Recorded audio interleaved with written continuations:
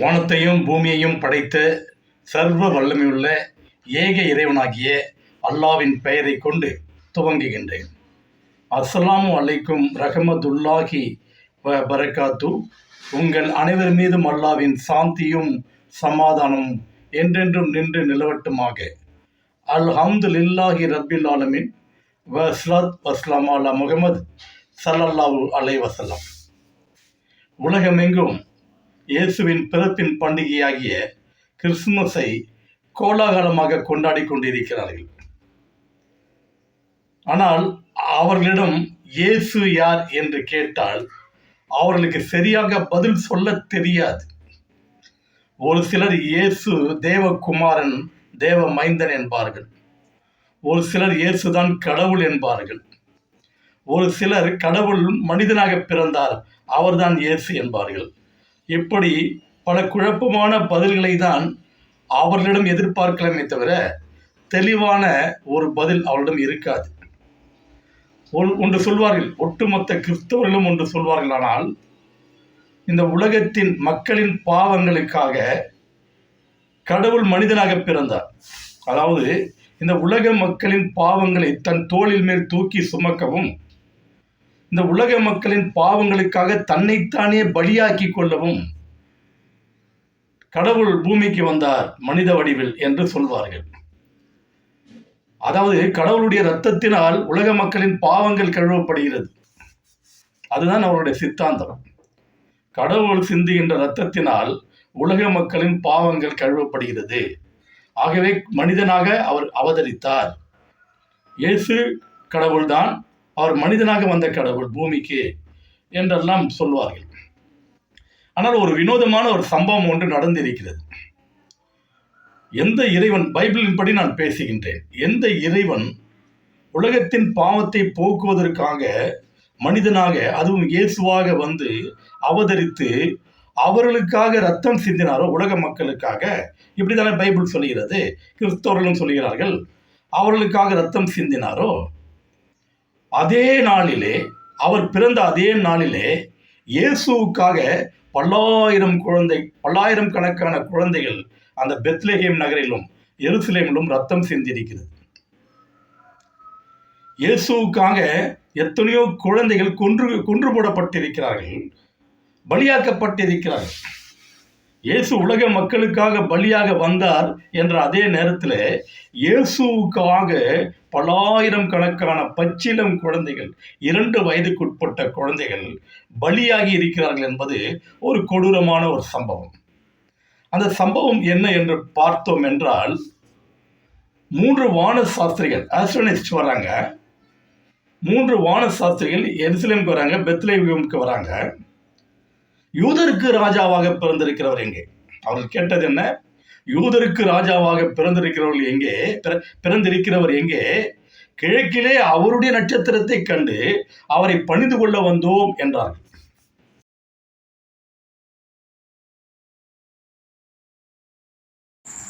மத்தேயு 2ஆம் அதிகாரம் 1-2 வசனங்கள். ஏரோது ராஜாவின் நாட்களிலே யூதேயாவில் உள்ள பெத்லகேமில் இயேசு பிறந்தபோது கிழக்கிலிருந்து சாஸ்திரிகள் எருசலேமுக்கு வந்து, யூதருக்கு ராஜாவாய் பிறந்திருக்கிறவர் எங்கே? கிழக்கிலே அவருடைய நட்சத்திரத்தை கண்டு அவரை பணிந்து கொள்ள வந்தோம் என்றார்கள். யூதருக்கு ராஜாவுக்கு என்று ஒரு தனி நட்சத்திரம் வானத்திலே தோன்றி இருக்கிறது. யூத ராஜாவுக்கு என்று அவர்கள் சொல்லுகிறார்கள், கிழக்கிலே அவருடைய நட்சத்திரத்தை கண்டு அவரை பணிந்து கொள்ள வந்தோம் என்கிறார்கள். அவர்கள் தேவ மைந்தன் எங்கே பிறந்திருக்கின்றார், எப்படிப்பட்ட ஒரு அதிசய நட்சத்திரம் தோன்றி இருக்கிறது என்று சொல்லவில்லை. உலக இரட்சகர் எங்கே பிறந்திருக்கின்றார், எப்படிப்பட்ட ஒரு அதிசய நட்சத்திரம் தோன்றி இருக்கிறது என்று சொல்லவில்லை. ஆன்மீக ரீதியாக ஒரு இயற்கையிலே ஒரு மாற்றம் ஏற்படும் என்றால் அது இவ்வழியாக தான் ஏற்படும். ஒரு ஆன்மீக ரீதியாக கடவுள் சம்பந்தப்பட்ட ஒரு காரியங்களில் தான் இயற்கையில் சில மாற்றங்கள் ஏற்படுத்தலாம், நடக்கலாம். ஆகவே இவர்கள் அப்படி கேட்காமல், தேவ மைந்தன் எங்கே பிறந்திருக்கிறார், கிழக்கிலே அவருடைய நட்சத்திரத்தை கண்டு அவரை பணிந்து கொள்ள வந்தோம், உலக இரட்சகர் எங்கே பிறந்திருக்கிறார், கிழக்கிலே அவருடைய நட்சத்திரத்தை கண்டு பணிந்து கொள்ள வந்தோம் என்று சொல்லாமல், யூதருக்கு ராஜாவாக பிறந்திருக்கிறவர் எங்கே, கிழக்கிலே அவருடைய நட்சத்திரத்தை கண்டு பணிந்து கொள்ள வந்தோம் என்கிறார்கள். இந்த செய்தி ரோமா மன்னன் ஏரோது காதுக்கு எட்டுகிறது. அப்பொழுது அவன் கூப்பிட்டு, அதாவது அந்த இஸ்ரவேலர்களின் அந்த வேதப்பாரகர்களை, இஸ்ரவேல் வேதப்பாரகர்கள் இருப்பார்களா, உங்கள் வேதத்திலே இப்படியாவது சொல்லப்பட்டிருக்கிறதா, யூதருக்கு ராஜாவாக பிறந்திருக்கிறதா சொல்லுங்கள் அப்படின்னு கேட்கும்போது அவர்கள் சொல்லுகிறார்களாம், மீகா தீர்க்கதரிசியில் இருக்கிறது, எப்பிராத்தா எனப்பட்ட பெத்லகேமே, நீ யூதேயாவில் உள்ள ஆயிரங்களுக்குள் சிறியதா இருந்தாலும் இஸ்ரவேலை ஆளப் போகிறவர் உன்னிடத்திலிருந்து புறப்பட்டு என்னிடத்திற்கு வருவார். மீகா 5:2 எப்பிராத்தா எண்ணப்பட்ட பெத்லகேமே, யூதேயாவில் உள்ள ஆயிரங்களுக்குள்ளே சிறியதாயிருந்தும் இஸ்ரவேலை ஆளப்போகிறவர் உன்னிடத்திலிருந்து புறப்பட்டு என்னிடத்தில் வருவார். அவருடைய புறப்படுதல் அனாதி நாட்களாகிய பூர்வத்தினுடையது. இப்படி என்று ஒரு தீர்க்க தரிசனம் இருக்கிறது. எப்பிராத்தா எனப்பட்ட பெத்லகேமே, நீ யூதேயாவில் உள்ள கிராமங்களில் நகரங்களில் 1001 இருந்தாலும் இஸ்ரவேலை ஆளப்போகிறவர் உன்னிடத்திலிருந்து புறப்பட்டு என்னிடத்திற்கு வருவார். இந்த வசனம் கிறிஸ்துவுடைய சித்தாந்தத்தை உடைக்கிறது. என்ன உடைக்கிறது? இயேசு கிறிஸ்து என்பவர் ஆதியிலிருந்தே உலக தோற்றத்திற்கு முன்பே அவர் இருந்து கொண்டிருந்ததாகவும், அவர் பரலோகத்திலிருந்து தான் இங்க பூமிக்கு அனுப்பப்பட்டதாகவும், அவர் பரலோகத்திலிருந்து தான் வந்ததாகவும் இவ்வாறாக கதைகள் கிறிஸ்தவர்கள் மத்தியிலே நிலவுவது உண்டு. ஆனால் வசனம் என்ன சொல்கிறது? எப்பிராத்தா எனப்பட்ட பெத்லகேமே, நீ யூதேயாவில் உள்ள ஆயிரங்களுக்குள் சிறியதா இருந்தாலும் இஸ்ரவேலை ஆளப்போகிறவர் உன்னிடத்திலிருந்து புறப்பட்டு என்னிடத்திற்கு வருவார். பூமியிலிருந்து கிளம்பிதான் வானத்துக்கு வருவார் என்று வசனம் இருக்கிறதே தவிர, உலக தோற்றத்திற்கு முன்பே, ஆபிரகாம் தோன்றுவதற்கு முன்பே இயேசு இருந்தார். உலக தோற்றத்துக்கு முன்பே இயேசு இருந்தார். அவர் ஏற்கனவே அடிக்கப்பட்ட ஆட்டுக்குட்டியாகவே அங்கே இருந்தார் என்பதெல்லாம் இந்த வசனம் பொய்யாக்குகிறது. சிந்திக்க வேண்டும். அப்பொழுது ஏரோது அந்த மன்னன் என்ன பண்றான்? அப்படியா, அந்த சாஸ்திரிகளை கூப்பிட்டு ரகசியமா, நீங்க அந்த குழந்தைய பார்த்தீங்கன்னா வந்து என்கிட்ட சொல்லுங்க, நாங்களும் அதை போய் பணிந்து கொள்கிறோம். அந்த சாஸ்திரிகள் சொல்றாங்க, நாங்கள் அவரை பணிந்து கொள்ள வந்தோம் என்று சொல்கிறார்கள். சாஸ்திரிகள் யூதாவுடைய ராஜாவை தான் பணிந்து கொள்ள வந்தோம் என்று சொல்கிறார்கள். அவருக்கு தான் சாஷ்டாங்கமாக வந்து பணிந்து கொள்ள வந்தோம் என்று சொல்கிறார்கள் தவிர, தேவகுமாரனுக்கு பணிந்து கொள்ள வந்ததாகவோ, உலக ரட்சகருக்கு பணிந்து கொள்ள வந்ததாகவோ அந்த வான சாஸ்திரிகள் வாயிலிருந்து புறப்படவில்லை. அதே போல அந்த ஏரோது மன்னனும் சொல்கின்றான், நீங்கள் அவரை கண்டு எங்களிடத்தில் வந்து சொல்லுங்கள், நாங்களும் அவரை பணிந்து கொள்கிறோம் என்று. இப்போ இவர்களுக்கு தூதர் வெளிப்படுகிறார். யாரு? இந்த 3 வான சாஸ்திரிகளுக்கு வானத்திலிருந்து ஒரு தூதன் என்ன பண்றான்? வெளிப்பட்டு, நீங்கள் ஏரோதிடம் சென்று இந்த உண்மையை சொல்ல வேண்டாம், அவன் பிள்ளையை வாங்க வகை தேடுகிறான், கொலை செய்ய வகை தேடுகின்றான். ஆகிய நீங்கள் அந்த பக்கமாக செல்லாமல் நீங்கள் வேறு வழியாக சென்று விடுங்கள் என்று சொல்லும் பொழுது, அந்த இவர்கள் வராது ஏமாற்றம் அடைந்த அந்த ஏரோது மிகுந்த கோபம் கொண்டு அந்த ஊரில் உள்ள 2 வயதுக்கு உட்பட்ட ஆண் பிள்ளைகளை எல்லாம் கொன்று போடும்படி உத்தரவிடுகிறான். மத்தேயு 1:16 அப்பொழுது ஏரோது தான் சாஸ்திரிகளால் வஞ்சிக்கப்பட்டதைக் கண்டு மிகுந்த கோபமடைந்து ஆட்களை அனுப்பி, தான் திட்டமாய் சாஸ்திரிகளிடத்தில் விசாரித்த காலத்தின்படியே பெத்லகேமிலும் அதன் சகல எல்லைகளிலும் இருந்த 2 வயதுக்குட்பட்ட எல்லா ஆண் பிள்ளைகளையும் கொலை செய்தான். அந்த ஊரில் உள்ள ஆண் பிள்ளைகள் எல்லாம் கொலை செய்யப்பட்டு ரத்தம் சிந்தப்பட்டு பலியாக்கப்பட்டனர் இயேசுவின் பிறந்த அந்த தினத்தன்று. இப்படி இருக்க அந்த ஸ்டார் வந்து இயேசு பிறப்புக்காக மட்டும் வந்திருந்தால் இந்த ஸ்டார்களை உங்கள் வீட்டிலே கட்டி தொங்க விடலாம். ஆனால் அந்த ஸ்டார் எத்தனையோ பச்சிளம் குழந்தைகளை பலி வாங்கி இருக்கின்றது. அது இயேசுவின் பிறப்பிற்கு உண்டான அடையாளமா உங்கள் வீட்டில் கட்டப்பட்டிருக்கிற ஸ்டார்? இல்லை 1000 குழந்தைகள், பச்சிளம் குழந்தைகள் பலியானதற்கு உண்டான அடையாளமா உங்கள் வீட்டிலே கட்டப்பட்டிருக்கின்ற ஸ்டார்? மத்தேயு 2:17-18 புலம்பலும் அழுகையும் மிகுந்த துக்கம் கொண்டாடலுமாகிய கூக்குரல் ராமாவிலே கேட்கப்பட்டது. ராகேல் தன் பிள்ளைகளுக்காக அழுது அவைகள் இல்லாதபடியால் ஆறுதல் அடையாது இருக்கிறாள் என்று எரேமியா தீர்க்கதரிசியினால் உரைக்கப்பட்டது அப்பொழுது நிறைவேறிற்று. அதாவது இந்த சம்பவத்தை குறித்து சொல்லிட்டு அவங்க என்ன சொல்றாங்க? எரேமியா தீர்க்கதரிசியினால் உரைக்கப்பட்டது நிறைவேறிட்டுன்றாங்க. ஏற்கனவே எரேமியா தீர்க்கதரிசி சொல்லிட்டார், இயேசு ஒன்று பிறப்பாரு, பிறக்கும்போது இந்த மாதிரி குழந்தைங்கள்லாம் கொலை செய்யப்படும் அப்படின்னு சொல்லிட்டு, ராமாவிலே புலம்பலும் அழுகையும் துக்கம் கொண்டாடலும் ஆகிய கூக்குரல் ராமாவிலே கேட்கப்பட்டது. ராமாவிலே புலம்பலும் அழுகையும் துக்கம் கொண்டாடுகிறதுமான கூக்குரல் ராமாவிலே கேட்கப்பட்டது. ராகேல் தன் பிள்ளைகளுக்காக அழுது அவைகள் இல்லாதபடியால் ஆறுதல் அடையாதிருக்கிறார். எதுக்கோ நடந்த ஒரு சம்பவத்தை எரேமியா தீர்க்கதரிசன புஸ்தகத்துல, எரேமியா தீர்க்கதரிசன புத்தகம் 31ஆம் அதிகாரம் 39, 40 படித்து பார்த்தீர்கள் என்றால் இவர்கள் எந்த அளவிற்கு வேதத்தை கையாண்டிருக்கிறார்கள் என்பது தெரியும். எதற்கோ நடந்த சம்பவம் அது என்ன சம்பவம் என்றால், பாபிலோன் மன்னனாகிய நேபுகாத் நேச்சர் இஸ்ரவேலர்களை முறியடித்து அவர்களை சிறை கைதிகளாக கொண்டு போயிட்டான். எல்லாரையும் வாஷ் அவுட் பண்ணிட்டான். அந்த பெத்லகேம் பூரா வாஷ் அவுட் பண்ணிட்டு சிறை கைதிகளாக போய் சிறையில் அடைச்சிட்டான். ஒரு பெரிய சத்திரத்தில் பார்த்து அவர்களை அடைத்து விட்டான். ராமாவில் காக்கா இல்லை. அதுக்கு தான் ராமாவுடைய, அதாவது அந்த ராமா என்ற அந்த ஊருக்கு உண்டான ஒரு சொந்தக்காரியாக இந்த ராகேல் என்பவரை பைபிள் கூறுகிறது. ஆகவே ராகேல் என்ன பண்ணுகிறாராம், அந்த ராமாவிலே ஒன்றுமே இல்லைல்ல, ஜனங்கள் யாரும் இல்லை, எல்லாரும் சிறை கைதிகளாக கொண்டு போகப்பட்டார்கள். ஆகையால் அவர் புலம்புகின்றார். அதை கொண்டு வந்து ராமாவிலே அழுகையும் புலம்பலும் துக்கம் கொண்டாடுமாக கேட்கப்பட்டது. ராகேல் தன் பிள்ளைகளுக்காக அழுது அவைகள் இல்லாதபடியால் ஆறுதல் அடையாது இருக்கிறாள் என்ற தீர்க்கதரிசனம் அப்போது நிறைவேறியதான். அது எப்போதே நிறைவேறிச்சு கண்ணா. எப்பா பைபிளில் வடிவமைச்சவங்கள, உங்களை தவிர வேற யாரும் அறிவாளிங்க என்னன்னு வடிவமைச்சிட்டீங்களோ, இப்படி வடிவமைச்ச நீங்க என்ன பண்ணீங்கன்னா எரேமியா தீர்க்கதரிசனத்தில் போயிட்டு அந்த 31, 39, 40 அதிகாரத்தை எடுத்து போட்டுட்டு இருக்கணும். அதையும் வச்சுட்டீங்க, இதையும் வச்சுட்டீங்க. ராமாவிலே அழுகுரலும் கூக்குரலும் துக்கம் கொண்டாடலும் ஏற்கனவே நடந்து முடிந்து விட்ட ஒரு சம்பவம். அதை கொண்டு வந்து இங்கே இடைத்தரகர்கள் பண்ணுகிறீர்கள். சரி, இப்படி ராமாவிலே துக்கம் கொண்டாடுதலும் அழுகையும் புலம்பலும் இருக்கும் பொழுது நீங்கள் அப்படிப்பட்ட ஒரு சம்பவம் நடந்து விட்ட போது அந்த நட்சத்திரத்தை இயேசுவின் பிறப்பின் அடையாளத்திற்காக கட்டுகிறீர்கள்.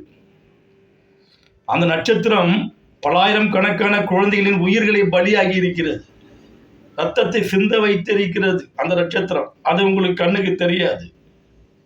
பாடல் வர பாடுறீங்க, பெத்தலையில் பிறந்தவரை போற்றி துதி மனமே.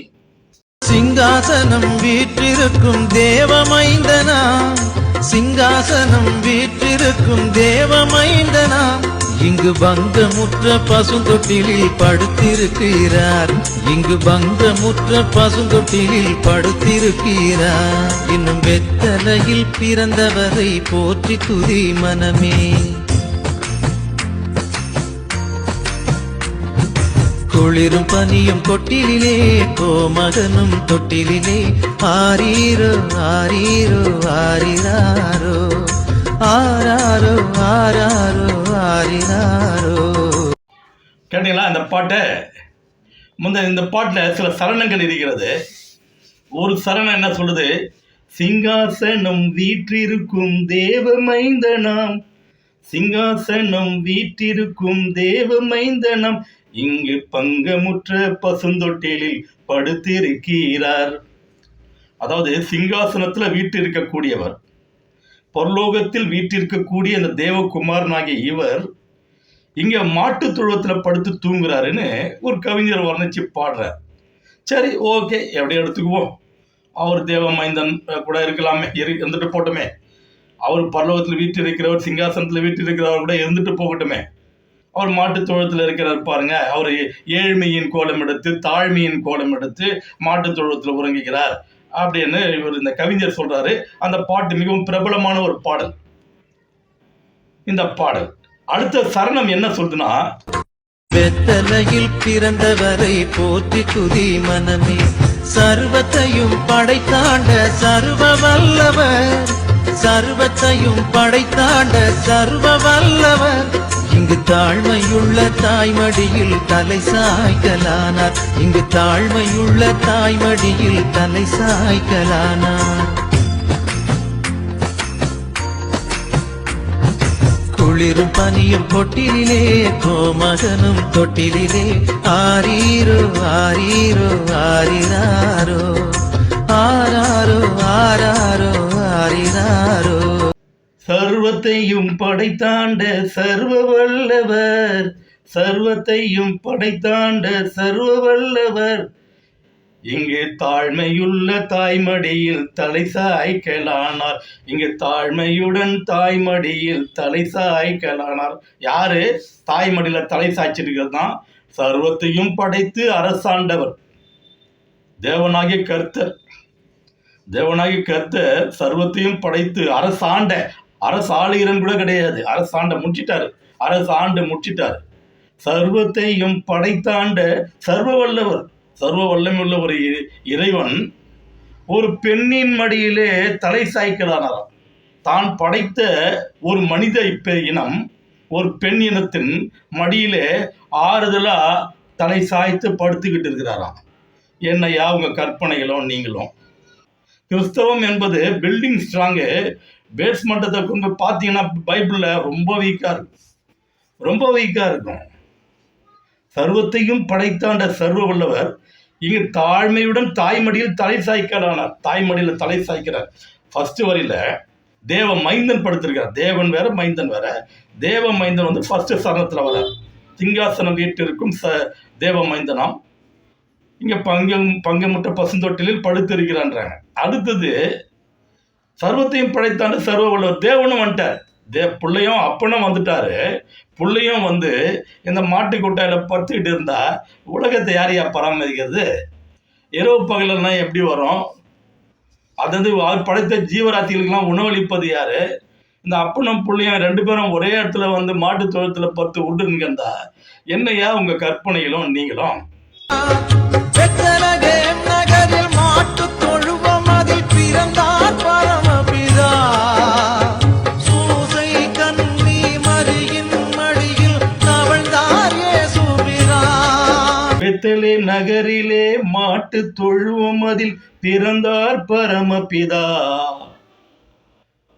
பெத்லகேம் நகரில மாட்டு தொழுவத்துல பரமபிதாவே வந்து பிறந்துட்டாராம். இது எப்படி எதற்கு சாயலாக இருக்கிறது பார்த்தீங்களா?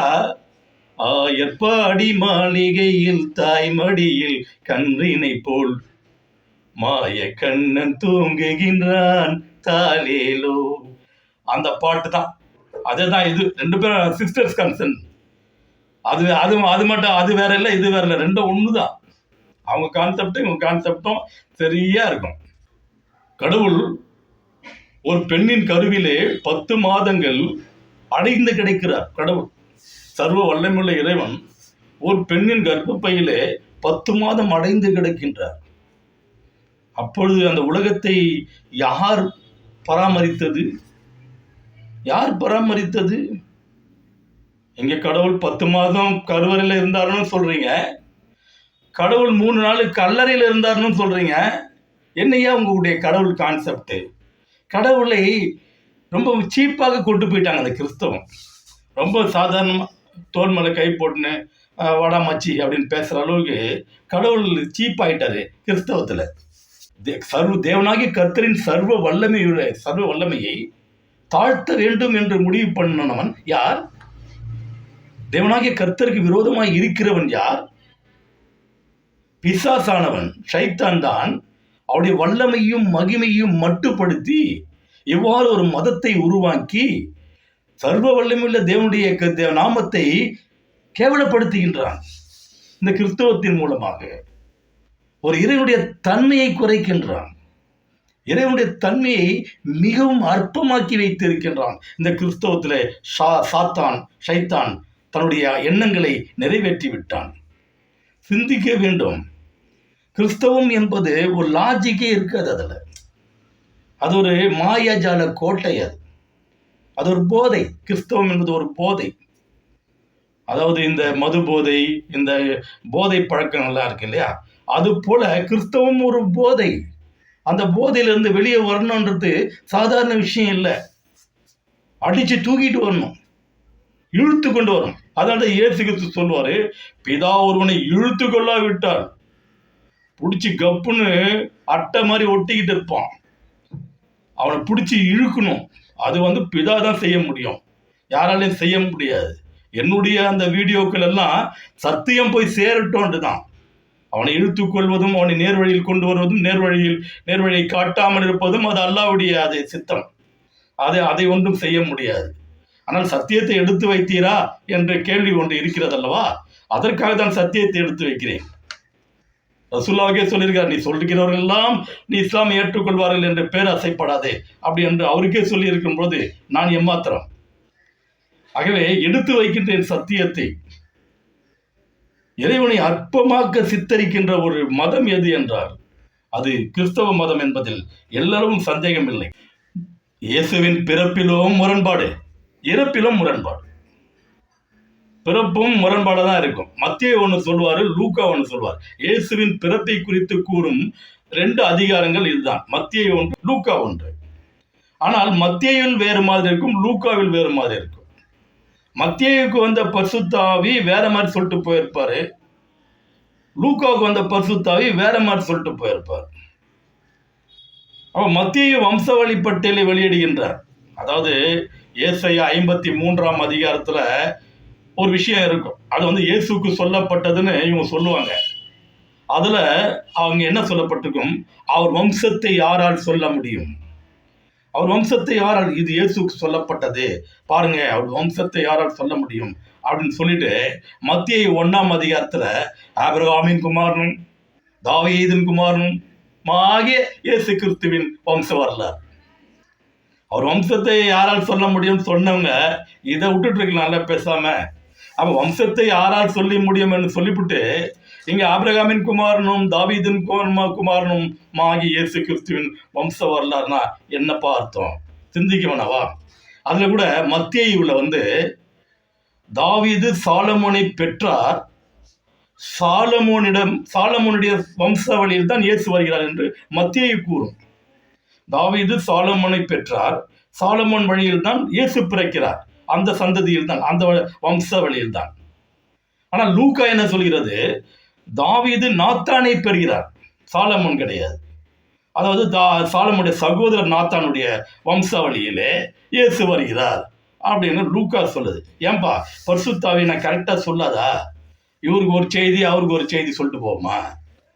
அதான் பரிசுத்த ஆவி வேலையாப்பா. இன்னொரு விஷயம் என்னன்னா, இன்னொரு காமெடியான விஷயம் என்னன்னா, தாவீது உரியாவின் மனைவியினிடத்திலிருந்து சாலமோனை பெற்றார். எப்படி இது பாரு கதை.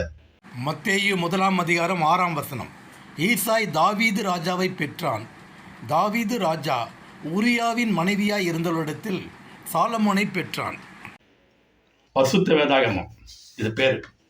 தாவீது உரியாவின் மனைவியினிடத்திலிருந்து சாலமோனை பெற்றார். அதாவது வேறொருத்தம் பொண்டாட்டிக்கிட்ட இருந்து சாலமோனை பெற்றாருன்னு பைபிள் கூறுது, நான் கூறல, பைபிள் கூறுது. வம்சாவளி பட்டியலை வெளியிடுகிறவர் நீங்கள் மரியாளுடைய வம்சாவளி பட்டியலை தான் வெளியிட்டிருக்க வேண்டும்.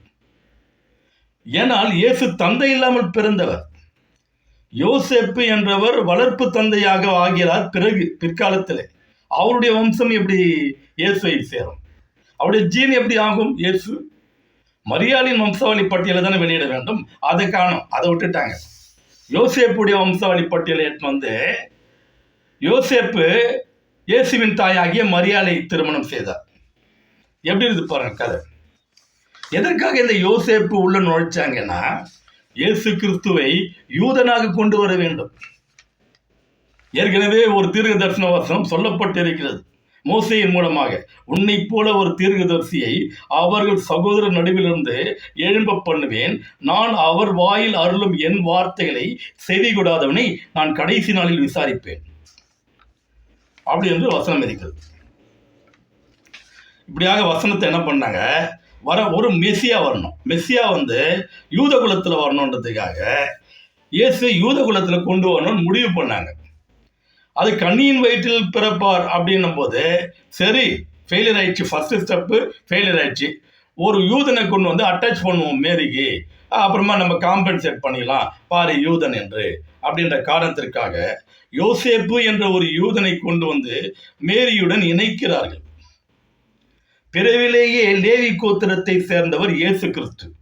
அவர் தந்தையின்றி பிறந்த காரணத்தினால் தாயுடைய கோத்திரம்தான் அவருக்கு வரும்.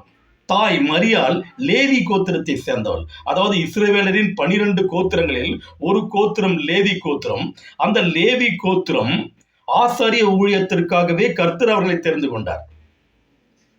இப்படியாக இருக்கும் பொழுது அந்த லேவி கோத்திரத்தை சேர்ந்தவர் தான் மரியாள். அப்ப மரியாளுடைய பிள்ளை எப்படி யூதன் ஆவான்? எந்த வகையில் யூதன் ஆவான்? மரியாளுக்கு ஒரு கணவரை ஏற்படுத்தி விட்டால், ஒரு போலி கணவரை அவருடைய வம்சாவளி ஆக்கி விடுமா? யூதன் ஆக்கி விடுவாரா? மரியாள் எப்படி லேவி கோத்திரத்தை சேர்ந்தவர் என்பது உங்கள் போதகர்கள் கூட தெரியாது. இயேசு ரத்தம் சிந்தினார், இயேசு சிலுவையில் அடிக்கப்பட்டாரு, மகளே உன்னை ரட்சிக்கிறார், மகளே உன்னை ரட்சிக்கிறார், அப்படிதான் கூவ தெரியுமே தவிர உங்க போதகர்கிட்ட பைபிள்ல இருக்கிற சத்தியம்லாம் வெளியே சொல்ல மாட்டாங்க. பைபிள்ல சத்தியம் தெரிஞ்சுங்கன்னா மெசஞ்சர்ஸ் வாய்ஸ் வந்து பாரு, தெளிவா புரியும் உங்களுக்கு.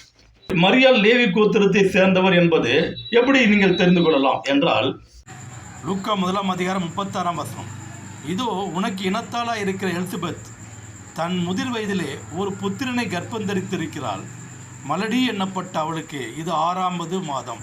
தேவ தூதர் மரியாளின் முன் தோன்றி ஒரு விஷயத்தை சொல்கிறார். என்ன சொல்கிறார்? இதோ உனக்கு இனத்தாளா இருக்கிற எலிசபெத்தும் தன் முதிர் வயதிலே ஒரு புத்திரனை கர்ப்பம் தரித்திருக்கிறார். மலடி எண்ணப்பட்ட அவளுக்கு இது 6ஆம் மாதம். இதோ உனக்கு உன் இனத்தாளா இருக்கிற எலிசபெத்தும் தன்னுடைய முதிர் வயதிலே கர்ப்பம் தரித்திருக்கிறார். மல்லடி எண்ணப்பட்ட அவளுக்கு இது 6வது மாசம் அப்படின்னு மரியாள் கிட்ட தேவதூதர் சொல்கிறாரு, ஒரு எலிசபெத் என்ற ஒரு பெண்ணை குறித்து. அந்த எலிசபெத் யார் என்று நம்ம பார்ப்போம். லூக்கா 1:5 யூதேயா தேசத்தின் ராஜாவாகிய ஏரோது நாட்களிலே அபியா என்னும் ஆசாரிய வகுப்பில் சகரியா என்னும் பேர் கொண்ட ஆசாரியன் ஒருவன் இருந்தான். அவன் மனைவி ஆரோனுடைய குமாரத்திகளில் ஒருத்தி, அவள் பேர் எலிசபெத்து. யூதேயா தேசத்தின் ராஜாவாகிய ஏரோது நாட்களில் அபியா என்னும் ஆசாரிய வகுப்பில் சகரியா என்னும் பேர் கொண்ட ஆசாரியன் ஒருவன் இருந்தான். அவன் மனைவி ஆரோன் குமாரத்திகளில் ஒருத்தி, அவர் பெயர் எலிசபெத். யூதேயா தேசத்தின் ஏரோது நாட்களிலே அபியா என்னும் ஆசாரிய வகுப்பில் சகரியா என்ற ஆசாரியன் தான். சகரியா யோவான் ஸ்நானனுடைய அப்பா. யஹியா என்று இஸ்லாமியர்கள் சொல்வார்கள். யோவான் ஸ்நானனுடைய அப்பா சகரியா, அவர் ஆசாரியன். அவருடைய மனைவி தான் எலிசபெத். அந்த மனைவி தான் எலிசபெத், அவளும் ஆசாரிய வகுப்பை சேர்ந்தவர் என்று எப்படி சொல்கிறார் என்றால், அவள் பெயர் எலிசபெத், அவர் ஆரோன் குமாரத்திகளில் ஒருத்தி. ஆரோன் குமாரத்திகளில் ஒருத்தி என்றால் ஆரோனுடைய சந்ததி, ஆரோனுடைய சந்ததியில் பிறந்தவள் அப்படின்னு எலிசபெத்தை அடையாளம் காட்டப்படுகிறது இந்த பைபிள். அப்படி என்றால் ஆரோன் லேவி கோத்திரத்தை சேர்ந்தவர். அதாவது மோசேவுடைய சகோதரனாகிய ஆரோன் லேவி கோத்திரத்தை சேர்ந்தவர். அவருடைய குமாரத்தியில் ஒருத்தி என்று இந்த எலிசபெத் என்பவரை பைபிள் அடையாளம் காட்டுகின்றபடியினால் எலிசபெத்தும் லேவி கோத்திரத்தை சேர்ந்தவர். எலிசபெத் மரியாளின் இனம் என்று சொல்லப்படுகிற காரணத்தினால் மரியாளும் லேவி கோத்திரத்தை சேர்ந்தவர். மரியாள் லேவி கோத்திரம் என்கிற காரணத்தினால் இயேசு கிறிஸ்துவும் லேவி கோத்திரத்தை சேர்ந்தவர். அவர் யூதன் இல்லை. அது மட்டுமல்ல, மரியாளுக்கு ஒரு புருஷனை ஏற்படுத்தினார்கள் அல்லவா, அவர் மூலமாக மரியாளுக்கு பிள்ளைகள் இருப்பதாக பைபிள் கூறுகிறது. பாருங்கள், மார்க் 6:3 இவன் தச்சன் அல்லவா, மரியாளுடைய குமாரன் அல்லவா, யாக்கோபு யோசே யூதா சீமோன் என்பவர்களுக்கு சகோதரன் அல்லவா, இவன் சகோதரிகளும் இங்கே நம்மிடத்தில் இருக்கிறார்கள் அல்லவா என்று சொல்லி அவரை குறித்து இடரல் அடைந்தார்கள். மரியாளுக்கு அந்த யோசேப்புடன் திருமணம் நடந்து இயேசுக்கு பிறகு பிள்ளைகளை பெற்றெடுத்திருக்கிறார் மரியாள் என்று பைபிள் கூறுகிறது. அதாவது இயேசுக்கு சகோதர சகோதரிகள் இருந்திருக்கிறார்கள் என்று பைபிள் கூறுகிறது. அப்படி இருக்க மரியாளை இன்றைக்கு வரைக்கும் நீங்கள் கன்னி மரியாள் என்று எப்படி அழைக்கிறீர்கள்? மரியாளை பற்றி சிறப்பான செய்திகள் வேண்டும் என்றால் நீங்கள் குரானை படித்து பாருங்கள். பைபிளை படித்தீர்கள் என்றால் மரியாளை பற்றி சிறப்பான செய்தி இருக்காது. இயேசுவை பற்றி சிறப்பான செய்தி வேண்டும் என்றால் குரானை படியுங்கள். இயேசுவை பற்றி சிறப்பான செய்தி இருக்கும். சத்தியத்தை காண வேண்டும், சத்தியத்தை அறிய வேண்டும் என்று உங்களுக்குள்ள ஆசை இருந்தால் குரானை படித்து பாருங்கள்.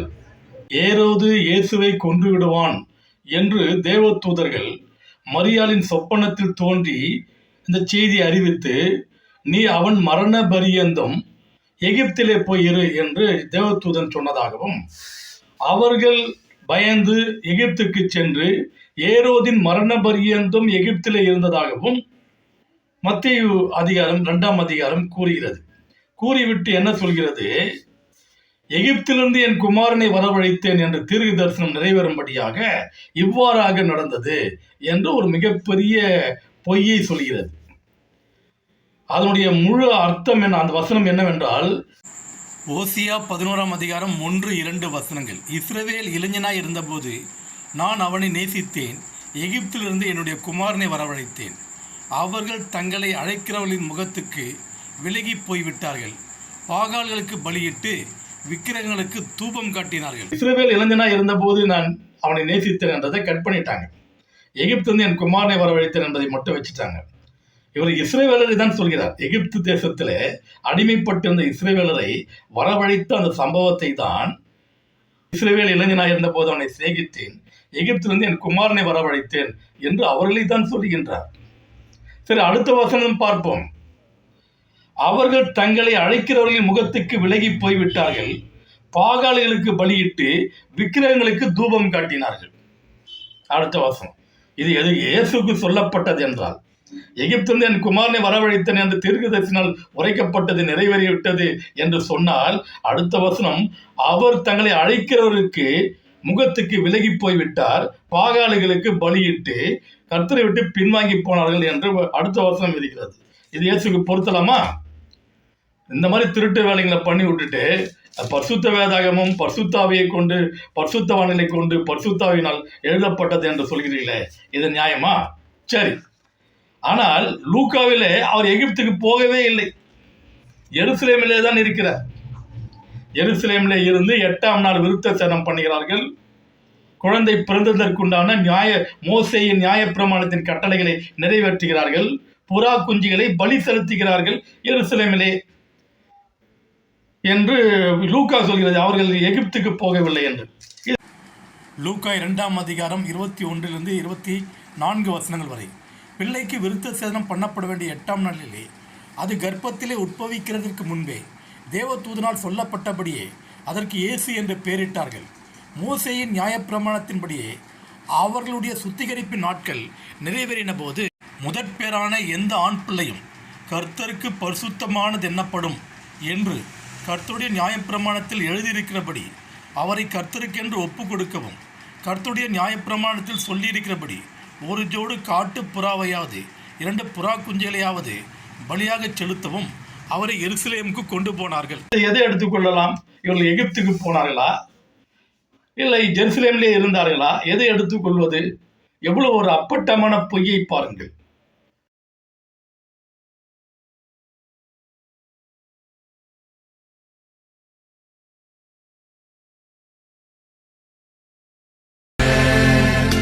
Jesus, Maria e José, louvemos com amor e fé a família de Nazaré.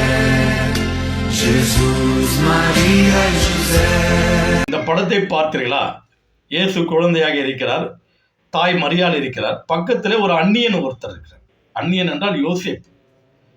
அதாவது மரியாளுக்கு நியமிக்கப்பட்ட ஒரு கணவன் இன்னும் திருமணம் ஆகவில்லை, நிச்சயதார்த்தம் தான் முடிஞ்சிருக்கு. நிச்சயதார்த்தம் முடிஞ்ச நிலையிலேயே இவர் மரியாதை இட்டுக்கிட்டு எங்கேயோ பெத்லகேம் நகருக்கு போறார். எங்கே போறார்னா, அங்கே என்பிஆர் நேஷனல் பாப்புலேஷன் ரிஜிஸ்ட்ரேஷன் பண்ணுறதுக்காக, குடிமதிப்பு எழுதுவதற்காக தன் சொந்த ஊருக்கு போறாரு, மரியாதை கையோட கூட்டிக்கிட்டு. லூக்கா 2ஆம் அதிகாரம் 4-5 வசனங்கள். அப்பொழுது யோசேப்பும் தான் தாவீதின் வம்சத்தானும் குடும்பத்தானுமாய் இருந்தபடினாலே தனக்கு மனைவியாக நியமிக்கப்பட்டு கர்ப்பவதியான மரியாளுடனே குடிமதிப்பு எழுதும்படி கலிலேய நாட்டில் உள்ள நாசரேத் ஊரிலிருந்து யூதேயா நாட்டில் உள்ள பெத்லகேம் என்னும் தாவீதின் ஊருக்கு போனார். நான் கேட்கிறேன், இது என்ன 20ஆம் நூற்றாண்டா 21ஆம் நூற்றாண்டா? நிச்சயதார்த்தம் செய்த பெண்ணை திருமணம் ஆவதற்கு முன்பாக எடுத்துக்கொண்டு சுற்றி கொண்டு இருப்பதற்கு சிந்திக்க வேண்டும். இது பழைய காலம். நியாயப்பிரமாணம் நடைமுறையில் இருந்த காலம். பெண்கள் பொத்தி பொத்தி மறைத்து வளர்க்கப்பட்டு கொண்டிருந்த ஒரு காலம் அது. அதுவும் சிறப்பாக மரியாளை கர்த்தர் தெரிந்து கொண்டிருந்தார் என்றால் அவர்கள் எந்த அளவிற்கு கற்பொழுக்கம் உள்ளவர்களாக இருந்திருக்க வேண்டும். தன் பெண்மையை காத்து நடந்திருக்க வேண்டும். தன் வெட்கத்தை அவர்கள் வெளிப்படுத்துகின்ற ஒரு பெண்ணாக, எல்லா இடங்களிலும் வெட்கப்பட்டு தன் வெட்கத்தை வெளிப்படுத்துகின்ற ஒரு பெண்ணாகவே இருக்க தொட்டுதானே ஸ்திரீகளுக்குள்ளேயே ஆசீர்வதிக்கப்பட்டவளாக மரியாளை கர்த்தர் தெரிந்து கொண்டு அவளுக்குள்ளே அந்த ஒரு மகத்துவமான ஒரு காரியத்தை ஏற்படுத்துகிறார் என்று பைபிள் சொல்கிறது. இப்படிப்பட்ட சூழ்நிலையில் மரியாள் நான் பரிசுத்த ஆவியின் மூலமாக தான் கர்ப்பம் தரித்தேன் என்றால் உலகம் ஏற்றுக்கொள்ளுமா? உலகம் நம்புமா? அவர் பக்கத்தில் இருக்கிற சகோதரன் இல்லை சித்தப்பா, பெரியப்பா, இல்லை அப்பா, அப்படிப்பட்ட உறவு முறையும் இல்லை. நிச்சயிக்கப்பட்ட ஒரு கணவன், தன்னை திருமணம் செய்து கொள்ள போகிற ஒரு கணவன். அப்படி இருக்கும் பொழுது என்ன நினைப்பார்கள்? உலகம் என்ன நினைக்கும்? ஓஹோ, நான் பரிசுத்தாவினால் இவர் மூலமாக நான் பிள்ளை பெறவில்லை, நான் பரிசுத்தாவின் மூலமாக பிள்ளையை பெற்றெடுத்தேன் என்று சொன்னால் நம்பி இருப்பார்களா? எவ்வளவு ஒரு கேவலமான ஒரு படம். கன்னிமரியாள் என்று சொல்லிவிட்டு அந்த கன்னிமரியாளுடன் ஒரு புருஷனையும் இணைத்து இது போன்ற படத்தையும் வீடியோவையும் வெளியிடுகிறார்கள் என்றால் அவர்களுடைய அறிவு எந்த அளவுக்கு இருக்கிறது? அவருடைய அறிவு சிதறி போய் இருக்கவே தான் அவர்கள் கிறிஸ்தவர்களாக இருக்கிறார்கள். அவர்கள் பைபிளை ஆராய்ச்சி செய்கின்ற அளவிற்கு அவர்கள் புத்தி எட்டவில்லை. வான சாஸ்திரிகள் வந்தார்கள், அவர்கள் பரிசுத்தாவினாலே கர்ப்பம் தரித்திருப்பார் என்று தானே நினைத்து வந்திருப்பார்கள். பக்கத்திலே ஒரு ஆடவன் இருந்தால் இல்ல பார்க்க வருகிறவர்கள் கூட என்ன நினைச்சிட்டு போவாங்க?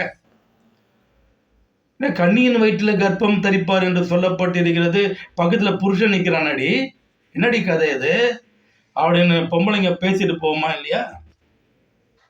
சிந்திக்க வேண்டும். இப்படிப்பட்ட ஒரு சொல்லுக்கும் அவதூறுக்குமா கர்த்தர் இடம் கொடுப்பார்? எப்படிப்பட்ட ஒரு சம்பவத்தை ஏற்படுத்துவார்? கற்பனை கதைகளால் விளைந்ததுதான் கிறிஸ்தவம்.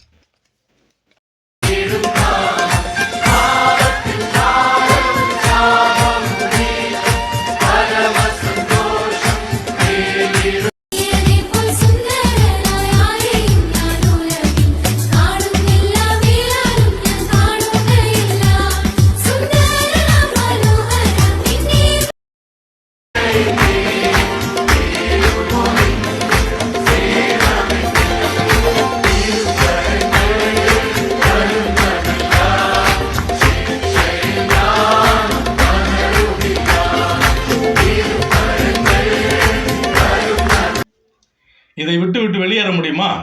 எப்படி இருக்கு பாருங்க. இந்த பாடலும் ஆடலும் விட்டு எப்படி வெளியேறுவது? வெளியேற முடியாது. அது சாத்தான் இருக்க கட்டி போட்டு வைத்திருக்கின்றான்.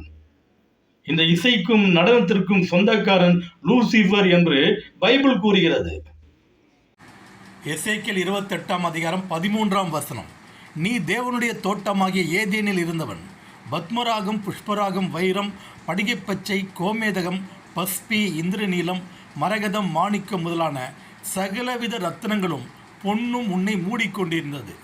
நீ சிருஷ்டிக்கப்பட்ட நாளில் உன் மேல வாத்தியங்களும் உன் நாகசுரங்களும் உன்னிடத்தில் ஆயத்தப்படப்பட்டிருந்தது. அவன் பிறக்கும் போதே மேலதாளங்களோடு நாகசுரங்களோடு பிறந்தான் என்று பைபிள் கூறுகிறது. இந்த இசையில் மயங்கி கொண்டுதான் நாங்கள் இருக்க முடியும். கிறிஸ்தவம் ஒரு போதை, அதிலிருந்து வெளியே வர முடியாது.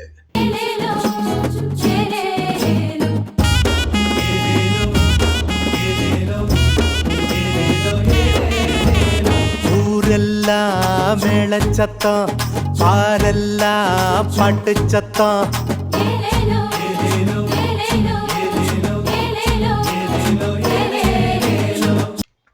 இது ராமராஜன் படம் இல்லை.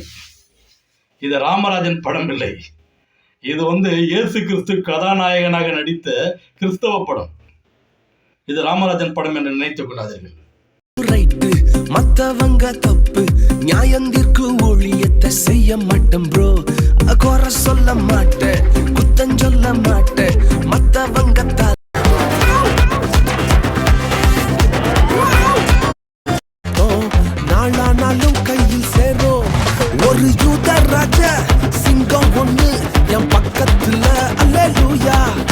அவர் சரித்திரம்.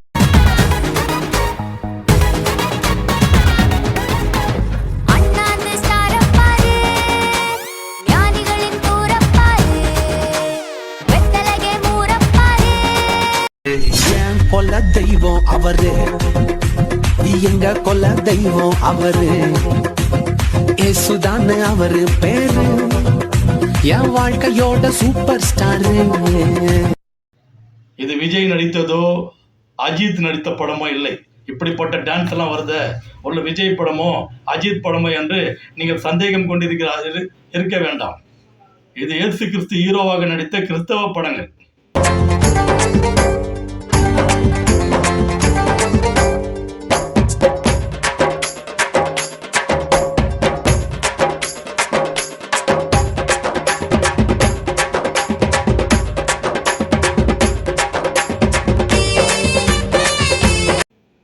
மோகன் சி லாசரஸ் ஜீசஸ் ரெடீம்ஸ் என்ற அந்த ஊழியக்காரரே இப்படிப்பட்ட பாடல்களை எடுத்துக்கொண்டு பணம் சம்பாதித்துக் கொண்டிருக்கின்றார்.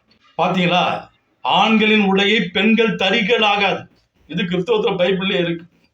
அப்ப இவங்க என்ன கிறிஸ்தவத்தை பின்பற்றுறாங்க?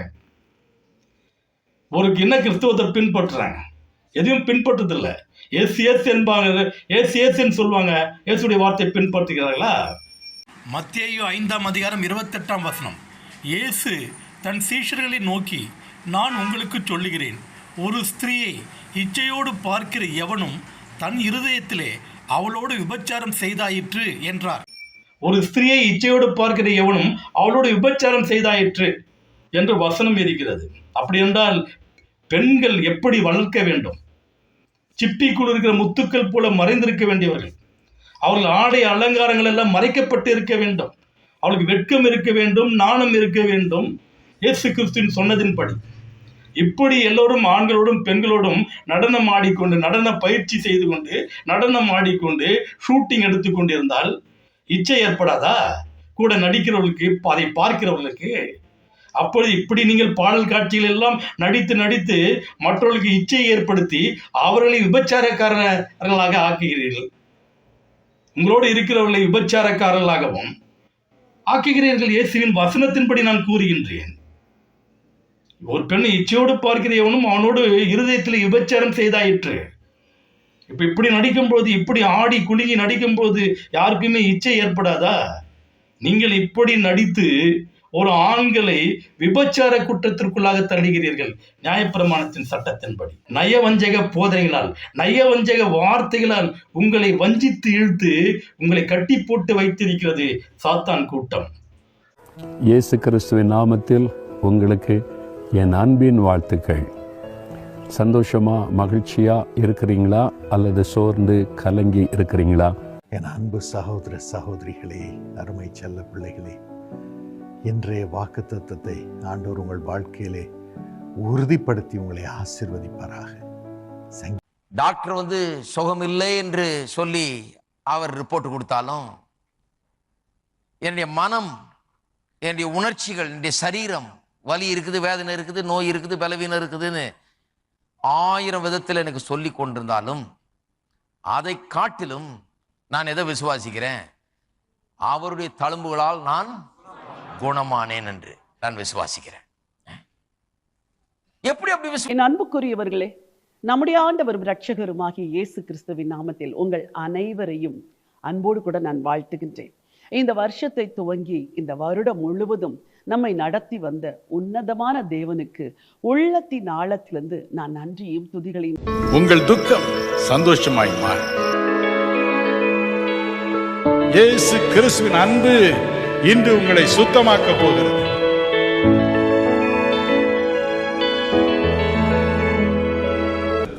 பிரகாசமான எதிர்காலம் உங்களுக்கு காத்திருக்கிறது. குடும்பமாய் உங்களை ஆசீர்வதித்திருக்கிறார். ஒவ்வொரு குடும்பத்தையும் ஒவ்வொரு குடும்பத்தில் உள்ள ஒவ்வொருவரையும் ஆசீர்வதித்திருக்கிறார். நீங்கள் ஆசீர்வதிக்கப்பட்டவர்களாகவே இருக்க போகிறீர்கள். ஹல்லேலூயா. குஞ்சி குஞ்சி பேசி மதிமயக்கும் மஞ்சகரின் உலகம் வலை நீரைக்கும்.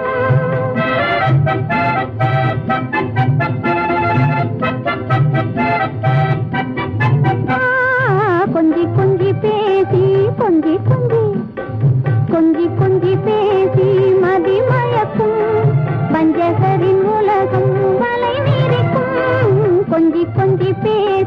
கொஞ்சி கொஞ்சி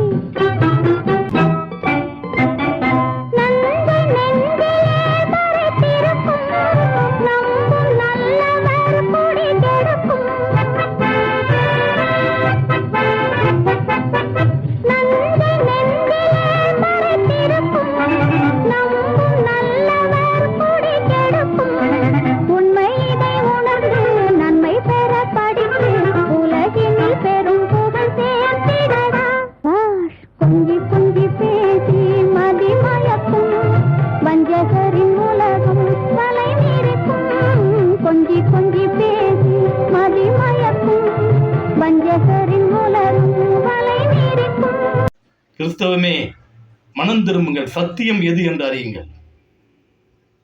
சத்தியத்தை அறியுங்கள். சத்தியம் உங்களை விடுதலையாக்கும்.